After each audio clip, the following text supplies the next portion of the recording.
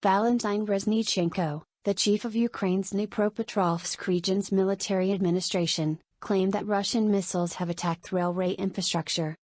As the Russia-Ukraine war in Eastern Europe has entered its 90th day, Valentin Reznichenko, the chief of Ukraine's Dnipropetrovsk region's military administration, claimed that Russian missiles have attacked railway infrastructure in the region, inflicting considerable damage. Reznichenko said on Telegram, "A troubled day with endless alarms." Reznichenko went on to say that the missiles have targeted the railway infrastructure in the areas of Pavlograd and Sinelnikov. The railway track and overhead cables have been severely damaged. He added, "It is unclear when we will resume movement there." As per reports, Russian soldiers have attacked Ukraine's railway infrastructure, purportedly to cut off Ukrainian forces' supplies.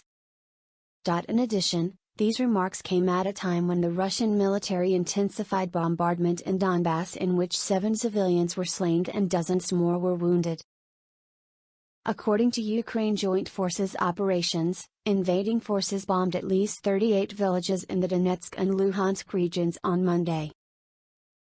Russia has blocked over 20 million tons of grain in Ukrainian ports, Zelensky. Meanwhile, the president of war-torn Ukraine, Volodymyr Zelensky, claimed that Russia has blocked over 20 million tons of grain in Ukrainian ports. Zelensky, during a joint news conference with the Portuguese Prime Minister in Kyiv, said that Russia has blocked practically all Ukrainian ports and roughly 22 million tons of grain, which includes barley, sunflowers, and other crops. Russia is also accused of stealing and exporting Ukrainian harvests, according to him. He also said that Ukrainian officials have a good understanding of where stolen grains are being transported and that the nation's foreign ministry is looking into the situation, as per a Ukrinform report. Read, Russia's senior diplomat to UN in Geneva tenders resignation over invasion of Ukraine. In order to prevent a worldwide food catastrophe, the besieged president also stressed the significance of unblocking Ukrainian ports.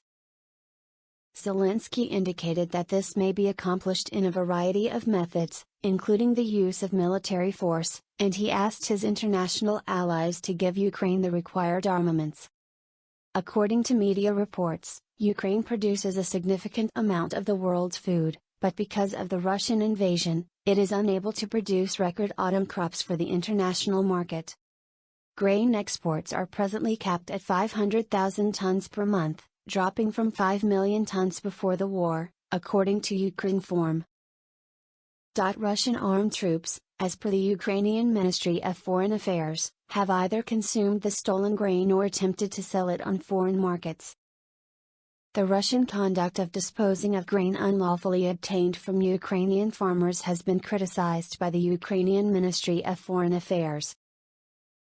Russian ships have been loading up with stolen Ukrainian grain while Vladimir Putin continues to blackmail the world by causing deliberate food shortages, satellite images suggest. Aerial photos taken of the Crimean port of Sevastopol show 2 Russian-flagged carrier ships docking and loading next to huge silos. The photos, taken by Maxar Technologies this month, show the Matros Pozainik and the Matros Koshka at the port as the silos pour the food off a belt into an open hold. Both ships have now left the port. While the grain transport has not been confirmed, Crimea produces little grain itself compared to Kherson and Zaporizhia, regions which are largely under Russian control. Volodymyr Zelensky has accused Russia of gradually stealing food supplies, despite many in Ukraine starving and fears of a global famine as a result of the shortages. There are fears that such a crisis could cause another migration wave as Africans desperately try to move to Europe to escape the dwindling supplies, European leaders said at Davos today. Ukrainian officials told CNN that Putin's forces have emptied multiple silos in occupied areas and moved the grain south. Zelensky said on Saturday, "The world community must help Ukraine unblock seaports, otherwise the energy crisis will be followed by a food crisis and many more countries will face it." Russia has blocked almost all ports and all, so to speak, maritime opportunities to export food, our grain, barley, sunflower and more. A lot of things, the Russian leader has been accused of deliberately weaponizing food supplies to cause global chaos. Poland's President Andrzej Duda said at the Davos Economic Forum today, if it turns out that there is hunger in North Africa, both Spain and the whole of southern Europe will have a huge migration problem. Today we should focus on Ukraine being able to export its grain, European Commission President Ursula von der Leyen echoed his comments, accusing Russia of blackmail. She said, in Russian-occupied Ukraine, the Kremlin's army is confiscating grain stocks and machinery. And Russian warships in the Black Sea are blockading Ukrainian ships full of wheat and sunflower seeds. Russia's invasion of Ukraine, and the West's attempt to isolate Moscow as punishment, have sent the price of grain, cooking oil, fertilizer and energy soaring. The Kremlin said on Monday that it was the West that was responsible for the global food crisis by imposing the severest sanctions in modern history on Russia over the war in Ukraine. Last week, the United Nations warned of a global food crisis that could plunge millions into famine. Secretary General Antonio Guterres delivered the stark warning at a ministerial meeting in which he declared global hunger levels are at a new high. The number of people facing severe food insecurity has doubled in just 2 years, from 135 million before the pandemic to 276 million today, according to Guterres. The Secretary General also said the number of people living in outright famine conditions has increased by more than 500% since 2016. The war in Ukraine has greatly exacerbated a pre-existing problem, as Russia and Ukraine are responsible for producing an incredibly quantity of vital grain and cooking oils, as well as fertilizers used to bolster food production worldwide. Guterres confirmed he was engaged in intense contacts with Russia and other key countries and is hopeful of an agreement to ease the problem, but solemnly announced there is still a long way to go before the issues can be resolved. The Secretary General said Russia's invasion of Ukraine on February 24 is amplifying and accelerating the drivers of food insecurity and global hunger, climate change, COVID-19 and inequality. The conflict has closed Ukraine's Black Sea ports, halting food exports to many developing countries which rely on imports of staple foods from abroad. Guterres said that during a recent visit to Africa's Sahel region, he met families who did not know where their next meal was coming from. Elsewhere today, Russia is continuing its bombardment in the Donbas in a bid to encircle the twin cities of Severodonetsk and Lysychansk in Ukraine's east. Their capture would help Putin control the wider region, with the cities straddling a major supply river. Despite the incessant shelling, Zelensky's forces demonstrated the potency of new NATO weapons by obliterating a Russian base from 12 miles away. The artillerymen said they fired from a NATO-supplied howitzer at a distance of over 12 miles. The 128th Mountain Assault Transcarpathian Brigade said they hit the base of Russian command staff and destroyed a military SUV marked with Z, killing several enemy soldiers in the process. The Ukrainian brigade said on 23 May, from the first shot, the Transcarpathian Legion hit a Russia's target with a NATO howitzer from a distance of over 20 kilometers. Artillerymen of the 128th Mountain Assault Transcarpathian Brigade hit the base of the command staff of one of the units of the Russian army. A military SUV marked with Z and several nearby Rushists were destroyed. The shot was fired from a howitzer that arrived in Ukraine as part of NATO aid. A time-lapse drone video shows the arrival of a 155 caliber projectile in the moment of its powerful explosion. The target was over 20 kilometers away, so an accurate shot clearly demonstrates the high accuracy of the latest weapons that have arrived and continue to enter the armed forces of Ukraine. The M198 howitzer, delivered to Ukrainian battlefields by the U.S. military, is one component of the new NATO strategy of equipping Ukraine with the offensive weapons it needs to match the Russian army on the battlefield. In the build-up to the war, amid Russian denials of any intent to invade, NATO countries operated a strategy of mainly providing defensive weaponry to Ukraine in order to avoid the threat of escalation in provoking a war they sought to avoid. With the conflict in the Donbas reaching something of a static stalemate, the superiority of Russian artillery was due to tell in a grinding war of attrition. The introduction of such weapons as the M198, capable of firing 4 rounds a minute to a distance of 12 miles with a high degree of accuracy, is intended to level the playing field. Ukraine has also been making innovative use of aerial drones that monitor the battlefield and locate enemy positions to help provide accurate fire for their artillery.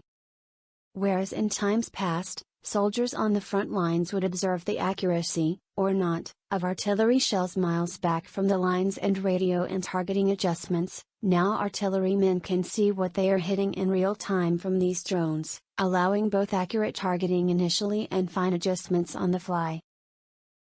But despite these innovations and the mountainous losses of materiel and equipment the Russians have suffered prosecuting their war against Ukraine, they still outmatch the Ukrainian army in terms of firepower and offensive capabilities. Should the Ukrainian army wish to launch a counter-offensive in the near term to retake their territories under Russian occupation, they will require a massive upgrade of equipment from NATO countries and training on how to use it. The Ukrainian army has been defending its homeland with mostly Soviet-era weaponry, NATO-made shoulder-mounted missiles aside, which is of an entirely different design than NATO weaponry. Ukrainian soldiers are having to undergo crash courses in how to use the latest NATO weapons after the former Warsaw Pact countries now in NATO, such as the Czech Republic, Poland and Slovakia, delivered their stocks of Soviet-era legacy equipment, including T-72 tanks and S-300 anti-aircraft systems to Ukraine.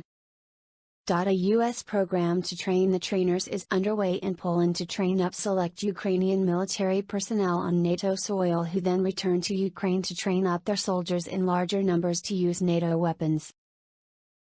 And British military trainers are thought to be training Ukrainian forces in the UK on how to use the 120 armoured fighting vehicles they have sent eastwards. Ukraine also released footage of Russian tanks being obliterated by Bayraktar drones in the Kharkiv region north of the Donbas, where Russian forces have been in retreat. Drone footage shows the tanks driving around and looking for somewhere to set up position in the village of Zirkony in the northeastern Ukrainian region of the Kharkiv Oblast. One of the tanks was filmed reversing into a tree-covered yard, with a soldier bringing up the rear. At one point, tank crews climbed on top of their vehicle while talking, seemingly trying to coordinate attempts to conceal their position. But the garden foliage failed to help.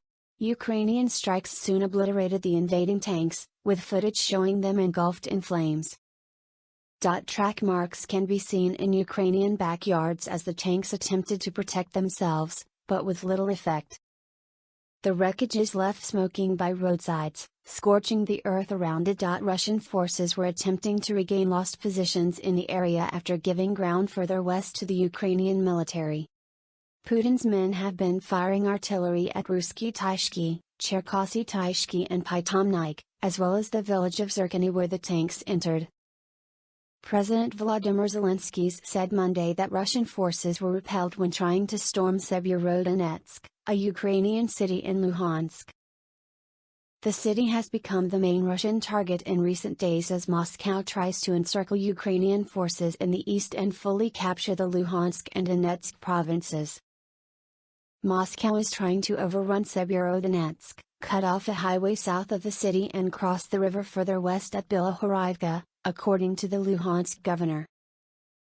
The dramatic footage from Zirkony is the latest embarrassment for Putin, and the latest example of serious Russian military blunders.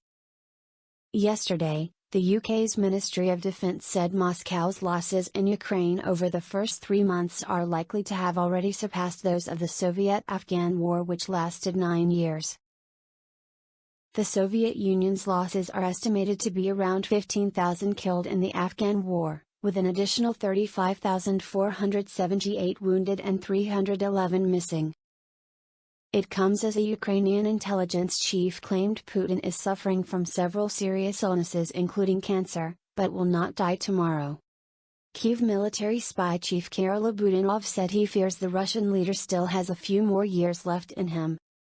The Major General yesterday claimed Putin was the target of an assassination attempt shortly after launching his invasion. He said the abortive bid was by representatives of the Caucasus, but gave no further details. In a much heralded interview with Ukrainska Pravda, Budanov, 36, confirmed that the Ukrainians believe Putin is suffering from cancer, but did not add to an advance excerpt from the interview which revealed an apparent assassination bid on him.